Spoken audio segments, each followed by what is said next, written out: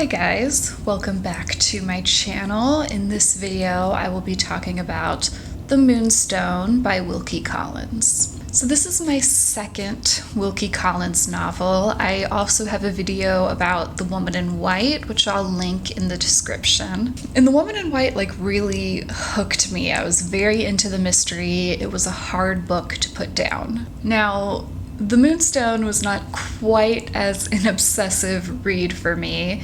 The stakes were not as high as they were in The Woman in White. There's a little bit less of the kind of ghostly stuff that I really liked in The Woman in White. And I would say, comparatively, there were 3 big gasp moments in this one, and in The Woman in White, there were 10. It's very high drama. But still, it's an intriguing mystery to unravel, one where logical reasoning kind of fails. And I definitely see again this mastery of suspense. So this story centers around Miss Rachel Verinder and Mr. Franklin Blake, 2 young people who are in a romance that gets interrupted by the theft of the Moonstone, a mysterious diamond that has been left to Rachel.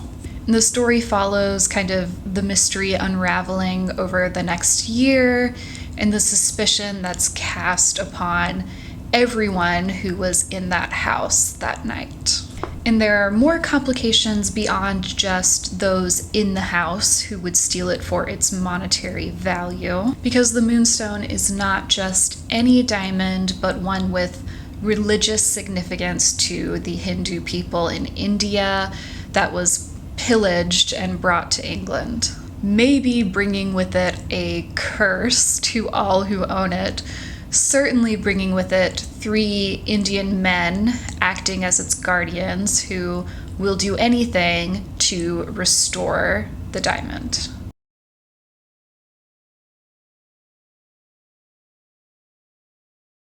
So let's talk about the genre around this book.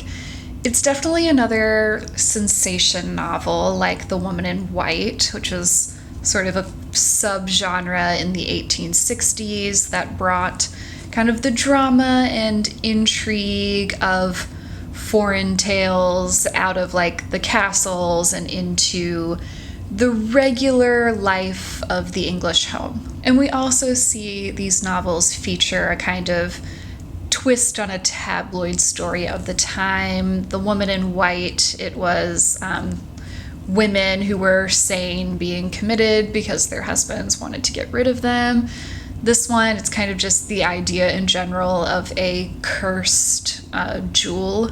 So contemporaries of the time definitely would have considered this novel as part of that sensation genre, even as they considered Wilkie Collins to be kind of the pinnacle, the excellence of that genre. But it's kind of impossible to read this book without thinking of a detective novel, and this book kind of fascinatingly predicts a lot of the tropes that are familiar to a modern audience in a detective novel, despite being written before Sherlock and before Agatha Christie. We have a brilliant but eccentric detective who kind of puts the bumbling local police force to shame. He's following clues. There's even a no one leaves, everyone in the house is a suspect kind of scene. When this book was written, the detective genre as a really defined thing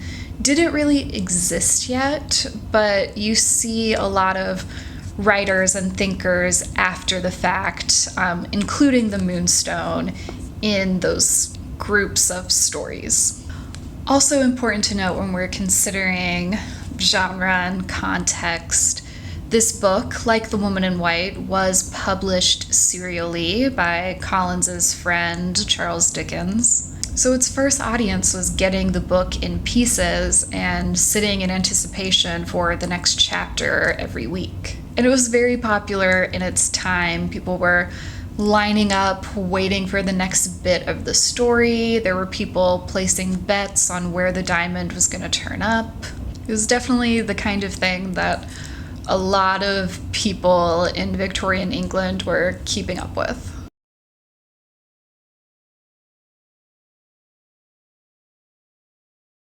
So let's talk about some of the characters in this book, starting with Rachel, who is the heroine of the novel, and a character I find pretty interesting and complex for a woman being written in this time period. It's established very early that Rachel is not like other young ladies in her position. And it really boils down to Rachel's self-dependence. She doesn't rely on others to help her make decisions. She's not easily influenced. She relies on her own mind and her own instincts, kind of with everything. She's not somebody who needs confidants, and for people who don't understand her, that makes her seem distrustful or overly reserved. So here's a little something from Mr. Bruff, the family lawyer. The first instinct of girls in general, on being told of anything which interests them, is to ask a multitude of questions and then to run off and talk it over with some favorite friend. Rachel Verinder's first instinct, under similar circumstances, was to shut herself up in her own mind and to think it over by herself. And Mr. Bruff goes on to say that this is an admirable quality in men, but not considered an admirable quality in women. But Rachel is the exception. And these people who know her intimately really trust in her judgment. You can already see that this trait in her personality is treated as being kind of mannish and not like a young woman. So certainly we're seeing our main character not fit into kind of the strict gender roles here. And those biased against her, like Miss Clack, for instance, and all of her religious judgment, find Rachel to be very unladylike and closed off. And when a crime is committed, suspicion falls on Rachel. And that's a huge part of how the plot unfolds, is because other characters in the story and us as readers, with our limited view of how things are going in the investigation, we are suspicious of Rachel in the theft of her own diamond. She's clearly holding back some secret, and she does not go to anyone with that knowledge. That's the conclusion our detective reaches, Sergeant Cuff, following the clues, applying all his knowledge of young ladies in general. But despite all of his brilliance and deduction, he doesn't know Rachel. She is new to him. And as a reader, we don't get to know Rachel for a long time in this book. She remains something of a mystery to us. There are several different narrators that pass the story between themselves, but Rachel is not one of them. She does not tell her own story. We are as in the dark about her inner life as all of the other characters in the book. She is the victim of this crime, but not exactly a perfect victim, which delays and complicates the solving of it. I don't know, there's something in that characterization that feels kind of modern to me.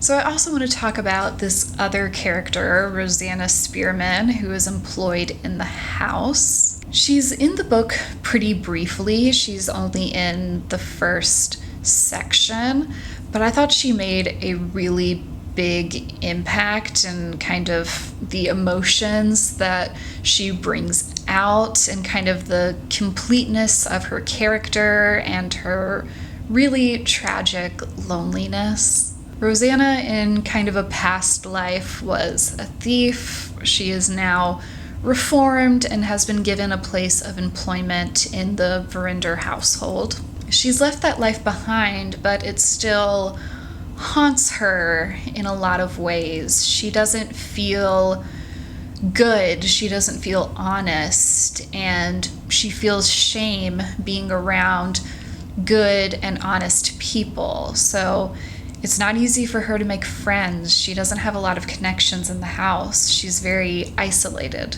And it feels kind of like a more tragic isolation, kind of the other side of the coin of the way Rachel is and kind of making all of her decisions alone. Rosanna's kind of odd and dark in a lot of ways, and I think a lot of the best kind of eerie feeling scenes happen when she's there. Very early in the book, we see Mr. Betteridge, who runs the house, going to find her at her favorite haunt, which is this sad, creepy little beach that has quicksand on it that they call the Shivering Sand.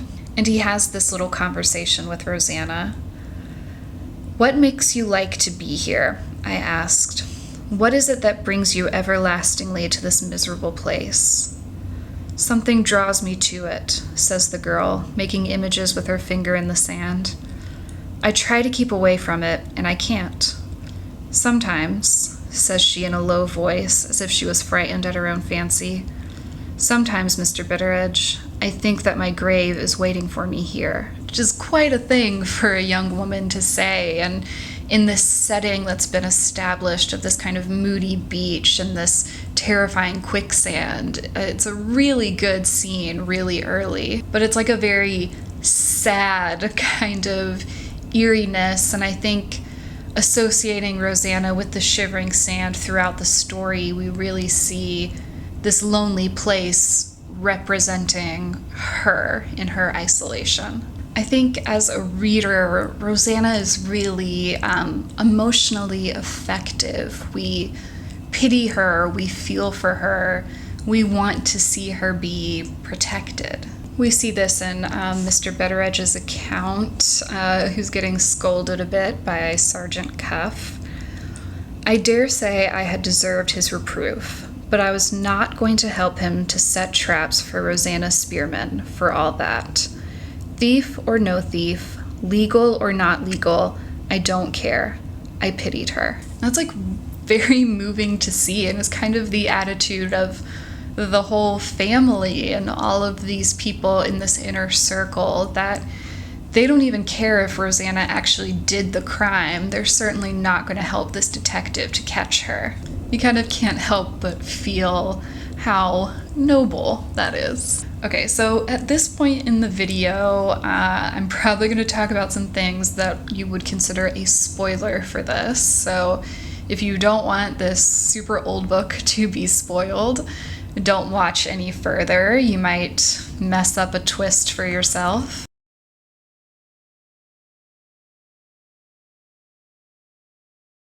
But I'm going to talk about a little bit of some social commentary that I found notable in this book. And it's how Collins, in a largely humorous way, pokes fun at the intensely religious and charitable and the hypocrisy that can exist in those circles. We see this through the characters of Miss Clack, who writes a portion of this narrative, and Godfrey Ablewhite, another suitor who's interested in Rachel.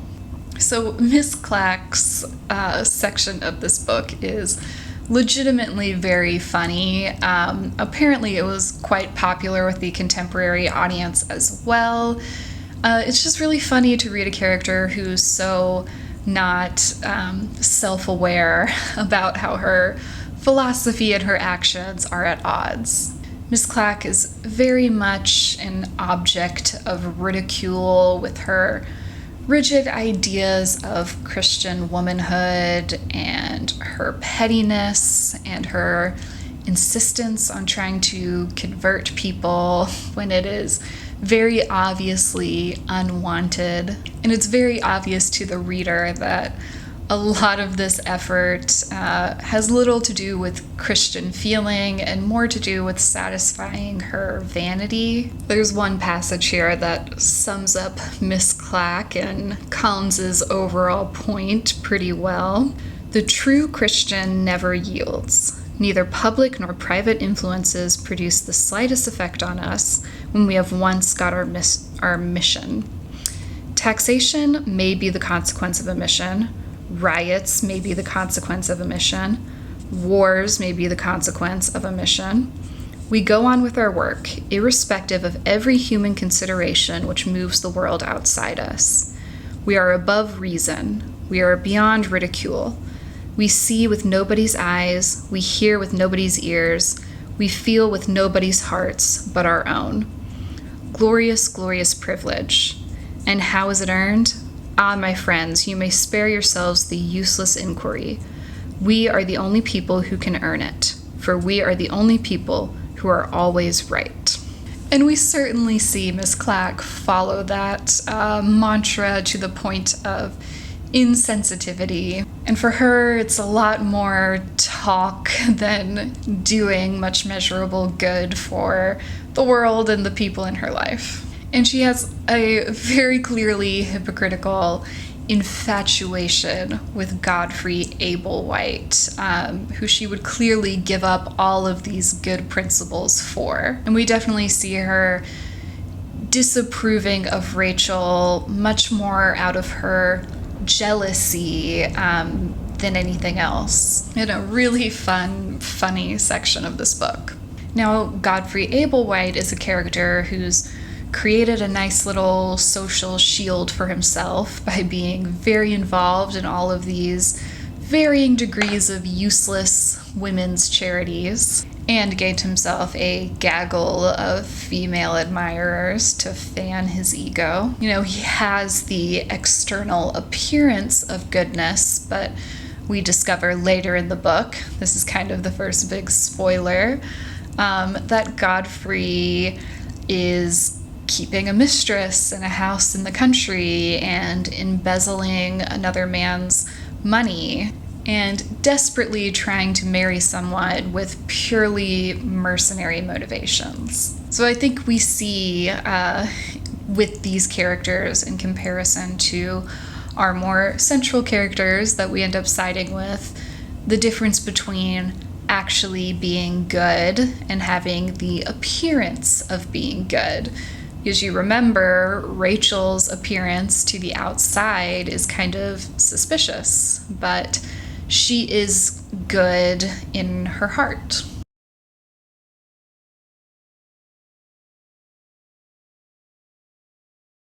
One other character who actually does some good in this story is a late arrival, Ezra Jennings, which is kind of funny because he seems to be a bit of a proxy for Wilkie Collins in this book. Collins, at the time of writing The Moonstone, was struggling with an addiction to opium as a result of treating the pain with his gout. And he tells us about this in the preface of the book.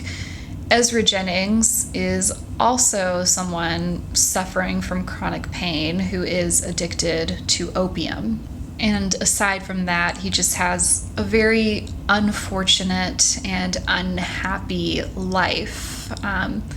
His day-to-day life is pain and struggle, and he's really only carrying on because he's trying to save up a little bit more money for someone. He's somebody who knows the end of his life is nearing, and he is pretty comfortable with that.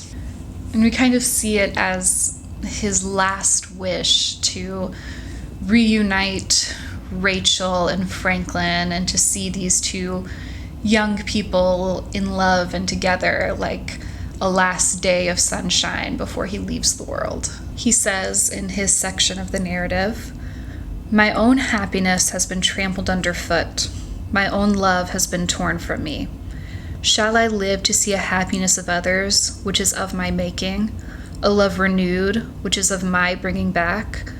O merciful death, let me see it before your arms enfold me, before your voice whispers to me, rest at last. It's kind of his last wish to help Franklin to see this love story resolved. And the book The Moonstone is subtitled A Romance. So as Ezra is bringing Rachel and Franklin back together, so is Collins as the writer. We feel the story pulling us to a happy ending. Now, Collins lived many years after he wrote The Moonstone, but it certainly makes me wonder if he thought he was going to be able to finish this story in this period of his life that was really marked by a lot of suffering. Like, as Ezra is asking death to spare him long enough to see this to the end, is Collins having similar thoughts? Also, I think it's kind of interestingly open and revealing to have opium featured so importantly in the plot of this book when he was actively suffering under an addiction for it. I imagine there had to be some stigma around that.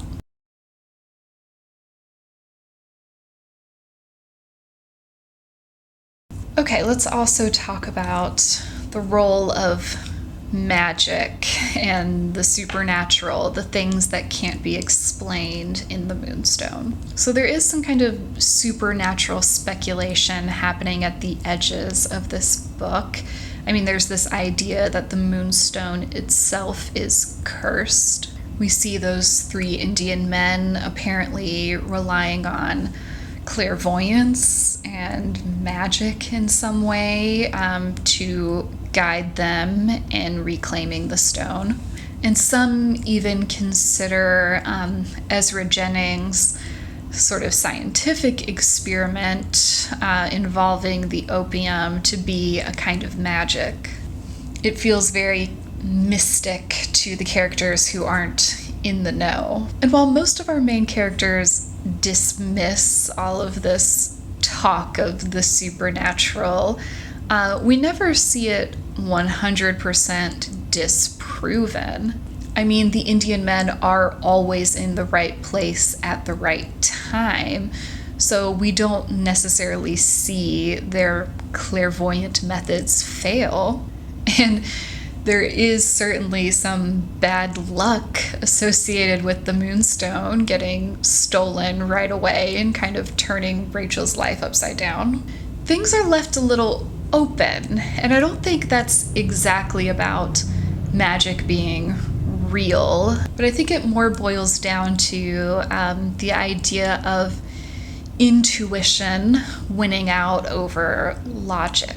Sergeant Cuff, the most brilliant, famous detective in England, applies logic and his deductive skills to the case, and he comes up with the wrong answer. The evidence is not telling the right story here, and the mystery is only solved because Ezra Jennings follows a hunch. He makes a guess based on his intuition that plays out. So while this is maybe not necessarily a magical story, it's certainly one where we see exceptions to the rules. Things are not as they seem, and whether or not Rachel is cursed, she's certainly more than meets the eye.